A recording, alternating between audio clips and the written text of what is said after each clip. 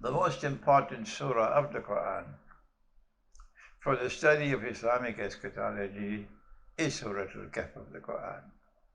And we showed you how Surah Al-Kahf of the Quran took us to one of the major signs of the last day, namely Gog and Magog, Ya'juj and Ma'juj. And we will come back to that, inshallah, later on. But Surah Al-Kahf took us to Gog and Magog. And that was question 2, which the rabbis had posed. And these were questions which only a prophet could answer. Only a prophet could answer. Only he has this knowledge. So this knowledge is not in the world. The question about the ruh, we said to you, was answered very, very briefly. Say this to them. Say nothing more than this to them. Say just this to them. That's it, full stop. Kuli ruh min amri rabbi. That's it. Say to them that the ruh is by Allah's command. And this answer was placed in Surah to Banu Israel, Surah to Bani Israel, which is also known as Surah Al-Isra. Let's not fight over names. And then we said to you, on both occasions, question 1 and question 2, the divine method was to first repeat the question and then answer it.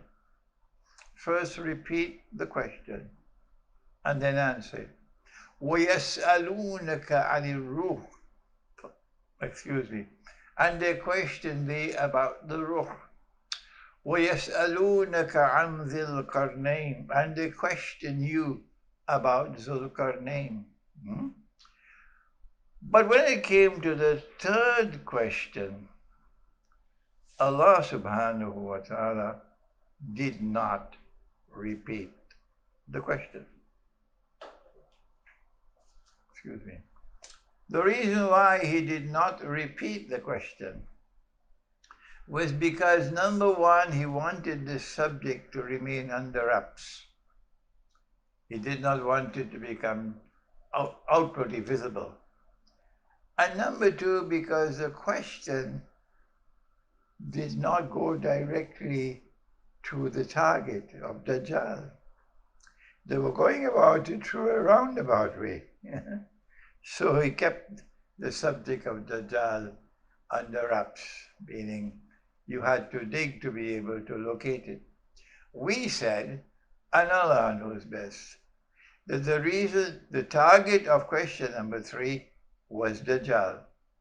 And there are 2 passages in Surah Al-Kahf which are directly linked with Dajjal. This one about the young man in the cave, which we'll come to, inshallah. But then there's another passage in Surah Al-Kahf which is also linked to Dajjal. Remember, Dajjal comes with a mountain of bread, and people will follow him for his bread. Why do you think there's such a huge population of Pakistanis in Britain? Why are there so many Pakistanis in the United States and Canada and Australia? So many Bangladeshis in the Gulf and in Pakistan and India, in Britain and in the United States. What do you think they're doing there? The overwhelming majority are there for the bread. Dajjal comes with a mountain of bread, and people will follow him for his bread, said the Prophet, alayhi salatu wasalam. In other words, what Dajjal does is that he concentrates wealth among some people and make them the leaders of mankind. And he gets the rest of mankind to come and work for them and be enslaved by them.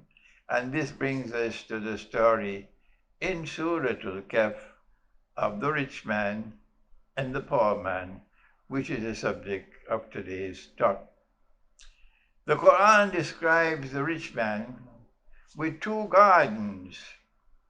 And these gardens have a river flowing between them, so there is natural irrigation. The gardens are fertile and there's an abundance of crops, an abundance of produce. And this rich man who owned these gardens, he's arguing with the poor man. This is the argument. The argument in substance is, I am rich, so I'm a somebody. You're poor, you're nobody. When I pull up with my car, you see how many people come to open the door of the car for me? That's an indication that I'm a somebody. But the poor man gave him a warning. Be careful, says the poor man. When you enter into your garden, you should give thanks to Allah. You should give recognition of Allah that He is the one who has provided for you. Ma sha Allah, la quwwata illa billah. This is what the poor man is advising the rich man. And then the poor man delivers a stunning rebuke. He says, look here, you think I'm poor, you see me poor, but Allah can change my condition. Allah can give me wealth and He can take away what you have. So be careful. And so said, so done. And this passage of Surah Al-Kahf is the mother of all warnings to modern Western civilization, which has accumulated the wealth of the world by hook and by crook, and which has no recognition of Allah. There is no such thing as la quwwata illa billah, not from modern Western civilization. And Western civilization looks down upon the rest of mankind as natives, scornfully for their poverty. But who made them poor? They don't have anything, the poor of the world. And listen to what the poor man said, the warning that he gave. And this is the warning which today must be given to the modern West, which is filthy rich.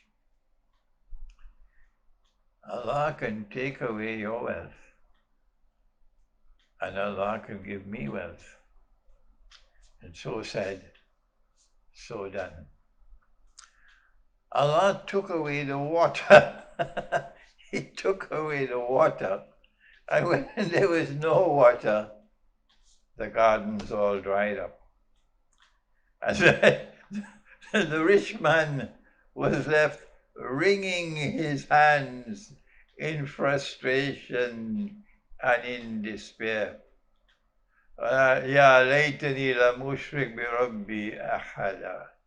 He now recognized that he had committed an act of shirk. He worshipped Allah with his lips, but with his heart he is worshipping the dunya. He is worshipping the wealth. He is worshipping his business.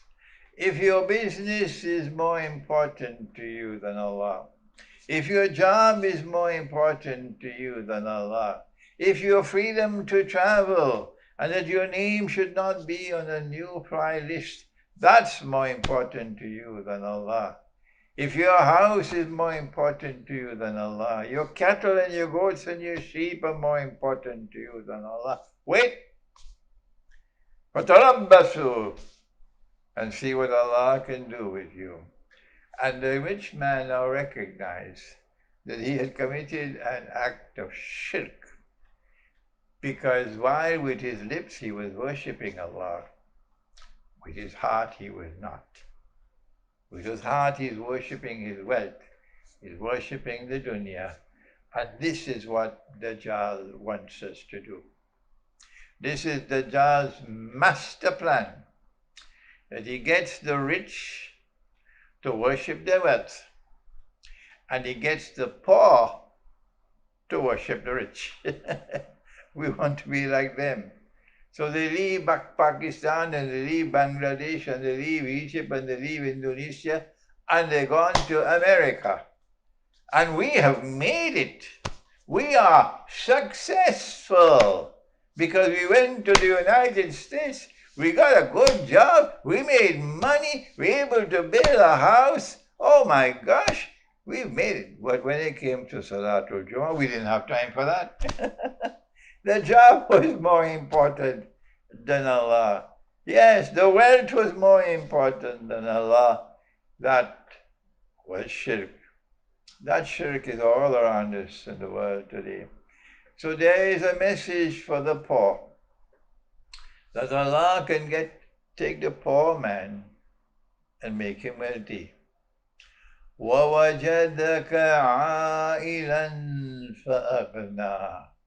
Oh Muhammad, Allah's blessings be upon you. We found you poor and we made you rich. There is a message of hope for the poor of the world today. The masses who are living in poverty, in Venezuela most of all, that Allah can turn the tide against them, and Allah can make you wealthy, and Allah can take away their wealth. And may Allah give us this faith and the strength and the courage and the patience to bear the trials of Akhir Zaman. Thank you. Wassalamu alaikum wa rahmatullahi wa barakatuh.